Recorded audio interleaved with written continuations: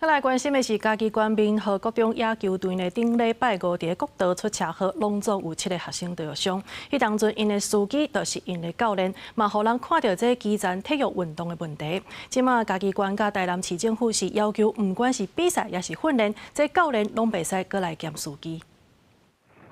高工区电眼翕到车祸向小龙的画面，紧是想我车头前明明有车煞无减速，直接撞起嚟，叫学生对闸风玻璃遮落出来。这意外发生伫咧这个月15，嘉义县滨河国中棒球队要去高雄立体棒球场异地训练，会场煞发生严重车祸。赛车的是姓柯的教练，车内7个学生拢受伤，教练验做驾驶的问题，嘛扑上台边。 外县市一天大概可能1万跑不掉，那我们又蛮常到台东去比赛啊，比赛一出去就可能是3天5天，那是不是希望县府那边如果可以的话，每一趟都可以全额补助？那未来我们来研究看看，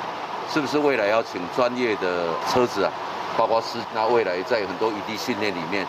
那能够做这样的一个处理。 其实顶好的车站，嘉义县中和国中棒球队嘛共款发生车祸意外，共款拢是校长兼弄精，因此嘉义县甲台南市拢下令以后，体育团队教练袂使兼做司机，改请专业司机来接送。如果有需要的话，我们也会媒合这个游览车公司跟学校来做一个这个合约。游览车一定需要经费问题，对，那这个方面可能就要看学校有没有这个经费可以去补助球队出外比赛，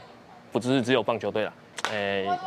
有办法去帮忙支出，那教练才不用自己身兼多职。目前滨河国中7个学生拢是意识清醒，但教练送去嘉义基比病院，伫家护病房，生命正常稳定，恢复意识，待等定静剂脱离，才通确认小林所发生车祸。一方面呈现基层球队欠缺资源，无法度请专业司机；一方面嘛引发社会关心，若无补助，敢若因规定要改善球队现况，恐惊有难度。记者苏台南采访报道。